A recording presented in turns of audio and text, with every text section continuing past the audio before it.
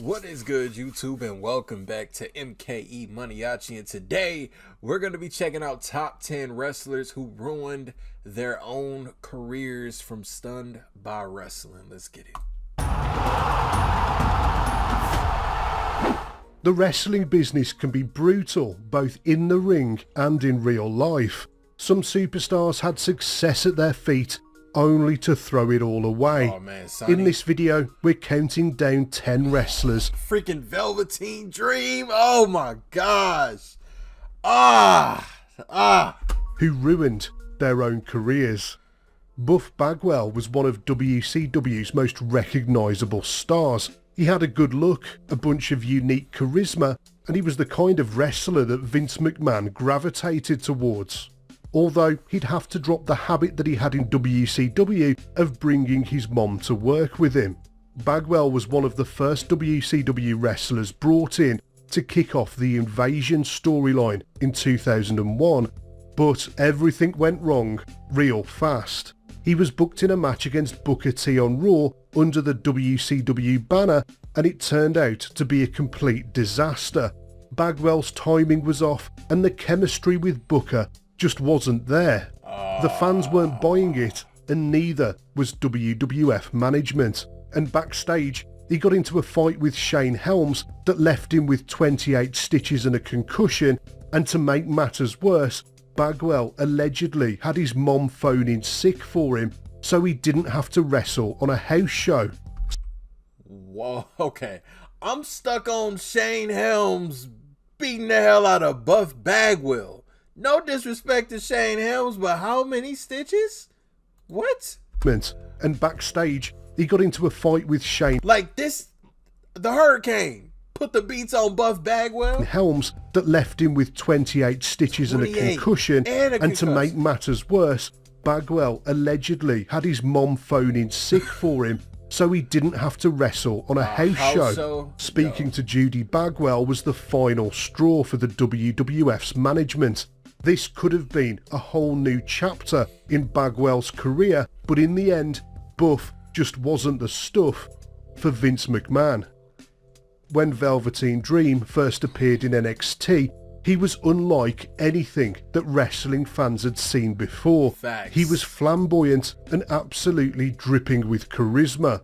He seemed destined for greatness, as many fans seemed convinced that he was going to become a megastar. Listen, I want to say this.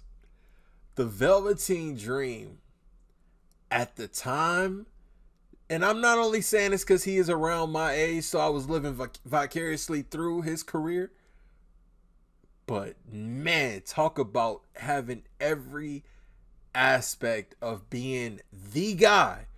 Velveteen Dream had that. He reminded me so much of the mid-90s Shawn Michaels. Just the swagger, the mic skills, the in-ring performance, from the attire to the charisma, everything. He had it all. No doubt about it. If things hadn't went down the way they went down surrounding Velveteen Dream's name, he would be one of the biggest names on the roster right now. And yo, it is so tragic. Like, Velveteen Dream will forever to me be one of the biggest what ifs in professional wrestling, because he was prime, he was young, he was ready, main roster ready. Oh man. Once he was called up to the main roster, but in 2020 everything fell apart for Patrick Clark Jr. Allegations surfaced of him sending inappropriate messages to minors. Clark denied the accusations, but the damage was done. He was fired in 2021 as part of a mass roster cut, but many people believed that it was the allegations that caused WWE to add him to the list of releases. And Clark's troubles didn't stop after he left the company. He was arrested in August 2022 for battery after a violent altercation at a gym, and then he was arrested again for violating his probation related to a previous drugs charge. And do y'all think we'll ever see Velveteen Dream back in the WWE? I don't know the status of those allegations, but I feel like this could have been as far as the battery at the gym, that's a situation where, you know, you gotta grow, you gotta mature a little more. I don't know the substance of the text allegations, if those were true or not, but I just feel like there's a possibility. I feel like we probably could see Velveteen Dream back in the WWE. He still is what, like 29, 30 right now, so he's still fairly young. Never say never in the world of professional wrestling. Or do y'all feel like, you know, those allegations, that's it? That's it. They're not going to let him in. After all this, it seems unlikely that WWE or any reputable wrestling company will ever want to hire him again. And you got sponsors. WWE is thriving off the sponsors right now, so maybe we might not see Velveteen Dream. Perry Saturn made a name for himself in the 90s as one half of the Eliminators. His tag team alongside John Cronus was one of ECW's best ever. In WCW, he was one of the most memorable members of Raven's Flock, and he was a TV champion and a tag team champion during his time there.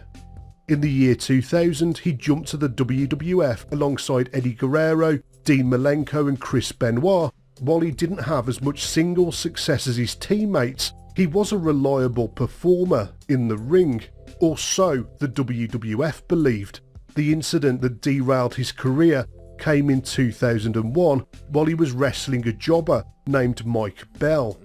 Saturn was furious when Bell botched a couple of moves, and he responded by viciously attacking him. Saturn threw stiff punches and he slammed Bell into the mat before tossing him out of the ring, almost causing him to land on his head. This outburst didn't sit well with WWF management, and they decided to punish him for the rest of his contract. They gave him a storyline where he became obsessed with a mop and thought that he was in a relationship with it. WWE released and I understand you're still on payroll, but if you guys are going to punish me for this, I'm just going to quit. And I understand legalities and stuff like that, but I mean, hey, he got paid for being in love with a mop. In 2002, and he was never invited back into the company.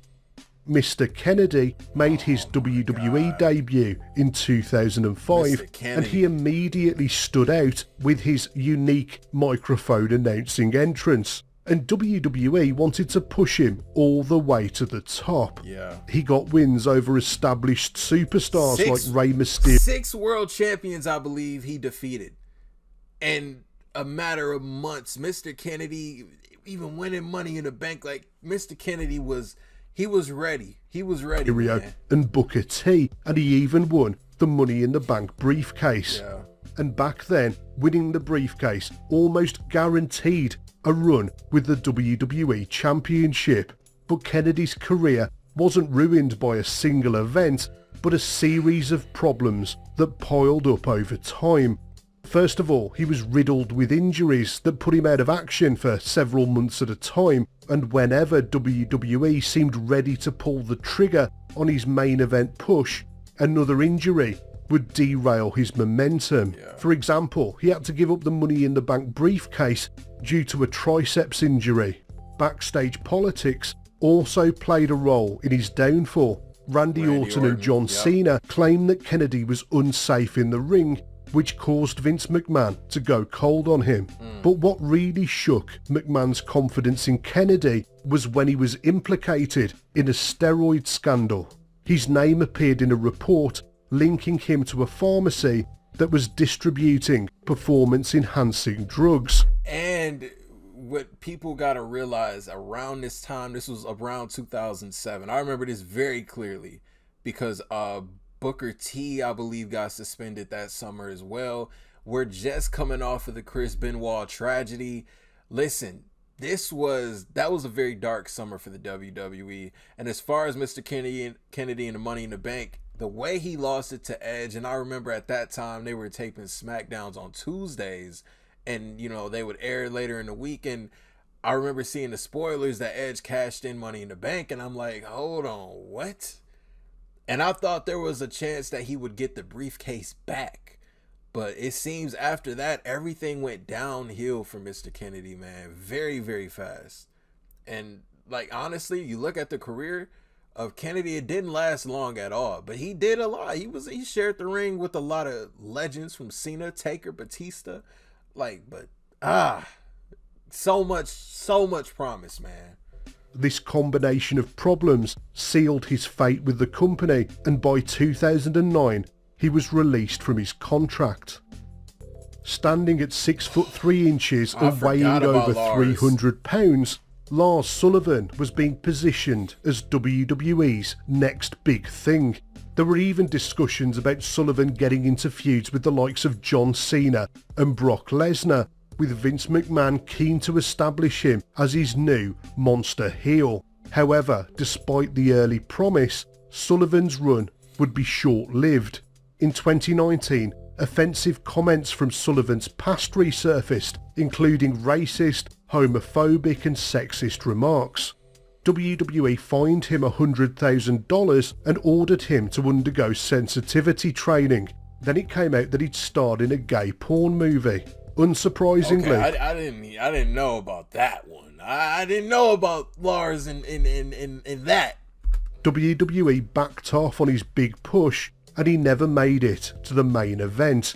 He asked for his own release in 2021 after suffering from anxiety issues. As one half of the Rockers, Marty Janetti. Yeah, and the Lars Sullivan thing, man, like, the guy, in my personal opinion, he was still pretty green. He reminded me of Snitsky, but not quite at the level of Snitsky, if y'all remember Snitsky. And I feel like he had the look. It was the ideal McMahon look that Vince loved. And no doubt about it, they would have put him in a WrestleMania match against John Cena. They would have put him and pushed him to the moon against guys like Lesnar. But man, the past always comes back to creep up on you, man. It's crazy. Suffering from anxiety issues. As one half of the Rockers, Marty Janetti, was part of one of the most exciting tag teams of the late 80s and early 90s. But no tag team lasts forever. Michaels famously turned heel on his partner, and Marty obliged by throwing himself through the barbershop window. And that's where these two men's careers completely diverged. Just weeks after the tag team split up, Marty was arrested for possession of cocaine after an altercation at a nightclub. He was supposed to be getting a big singles push, but the WWF had no choice but to suspend him instead. He returned in late 1992 to feud with Shawn Michaels, but it seemed that his personal life was starting to get out of control. After their match at the Royal Rumble, Marty was fired once again after accusations that he was intoxicated during the match. Vince McMahon was convinced he sold that super kick like money. A match at the Royal Rumble, Marty was fired once again after accusations that he was intoxicated during the match. Vince McMahon was convinced by Kurt Hennig to bring Janetti back, but that only lasted about a year and a half. Janetti's personal problems started to bleed into his professional life, and he became unmanageable, which caused the WWF to cut him loose in 1994. But what is interesting though is Shawn Michaels wasn't exactly the ideal what's the word I'm looking for? The ideal co-worker, I guess. Shawn was, he had his own demons. He was battling too. But it was clear, with all respect to Marty Janetti, it was clear that Shawn Michaels was indeed the star of the two. He never got anywhere near the heights of his former tag team partner, as it would be Shawn Michaels, who ended up reaching legendary status in the wrestling business. Nails debuted in the WWF in 1992 as a former convict with a grudge against the Big Boss Man. His career in the WWF would be extremely so cartoony, man. The police officer, the convict. Short-lived, and the turning point came backstage at a WWF TV taping. Nails, whose real name was Kevin Wacholtz, confronted Vince McMahon over a pay dispute. Wacholtz was unhappy with the amount of money that had been paid, accusing Vince McMahon of stiffing him. And so he stormed into McMahon's office and physically attacked him. What? He put his hands around McMahon's neck and started to choke him, and then he threw him to the ground before others ran in to break up the fight. Oh, he trying to make the character come to real life. That's assault. That is assault. Bro, and I know Vince McMahon did not back down. Vince don't give a damn how bad you are, man. Like, you won't be surprised to hear that he got fired shortly after. Yeah, I imagine. In the aftermath, Wackholtz filed a wrongful termination lawsuit and even accused McMahon of sexually assaulting him, but the claims were quickly dismissed. Unsurprisingly, his wrestling career never recovered from the incident. Tessa Blanchard is the daughter of wrestling legend Tully Blanchard. She was praised for her wrestling ability, and she was pioneering a comeback for male versus female intergender matches. The peak of this was when she beat Sami Callihan to become the first female Impact World Champion. Around this time, she was getting interest from WWE, who were looking to potentially sign her to a contract. But just as she was about to reach the next level, a series of allegations derailed her career.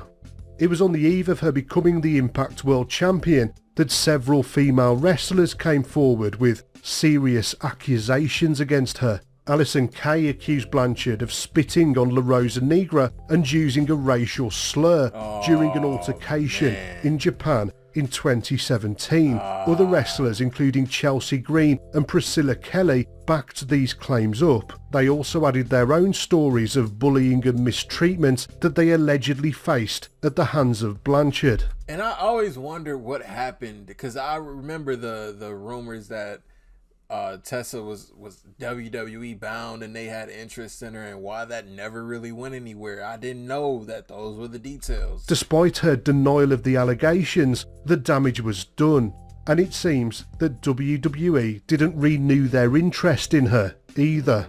Joey Ryan stood out as one of the most recognisable faces on the independent wrestling scene thanks to his outrageous and very adult persona. His gimmick was that of a sleazeball, just like something straight out of a 70s porno film, and it made him a viral sensation. I'm assuming he was on TNA. I haven't watched TNA since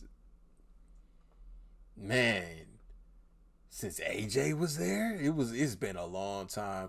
Every now and then a couple of minutes of TNA, but yeah, I heard it's getting good though. I heard it's getting really good again. In the wrestling world, Ryan's character probably wouldn't have been allowed in WWE, but he didn't really need them. He was all over the independent circuit in 2019, and he had a regular job in Impact Wrestling. But in 2020, the career that he was carving out for himself came to an end, because it turned out that Ryan wasn't just a sleazeball in the ring. Over 15 women came forward with allegations of sexual misconduct against him. These accusations range from inappropriate behaviour through to outright sexual assault. Many of the women claimed that Ryan had used his influence to manipulate or pressure them into uncomfortable situations. Ryan went from being a viral sensation on the indie scene to being blackballed by a lot of those same promotions that had made him famous in the first place. Wow. Tammy Lynn Sitch, better known as Sunny, was one of the first WWF divas. She was cute, sexy and confident, and for a while she was the Federation's #1 woman. She debuted alongside her real-life boyfriend Chris Candido, and for a while she managed him on TV, but by 1996 she'd become a huge star in her own right, and even started crossing over into the mainstream. She was all over WWF TV at the time, but as her fame grew, so did her personal issues. She started cheating on Candido with various wrestlers backstage, Shawn Michaels. Allegedly including Shawn Michaels. Yeah. That affair became an open secret, and it created a lot of tension backstage. She then developed substance abuse issues, which caused her to miss events, and her behaviour reportedly became unbearable. On top of that, it was reported that Sunny was having backstage problems with new girl Sable. By 1998, her problems became too much for the company to deal with. She was released from her contract and Sable took her place as the WWF's #1 woman. After leaving wrestling, Sunny's life spiraled out of control. Most recently, she caused a car accident while driving drunk, which killed a 75-year-old man in Florida. As a result, she was sentenced to 17 years in prison in 2023. It's crazy. I forgot Sunny's locked up right now. Like, this is crazy, man. So this was a great video. 10 wrestlers who ruined their own careers, man. You know how you could be at such an incredible height and then just like that, it's all gone. And it's all really your fault, man. So yeah, link down below in the description will lead y'all right to this video for y'all to check it out in its entirety with no interruptions. If you are new to the channel and y'all rock with me and want more wrestling related content, hit that subscribe button for me and I'll see y'all in the next video. It's your boy MKE MANIACI. I'm out.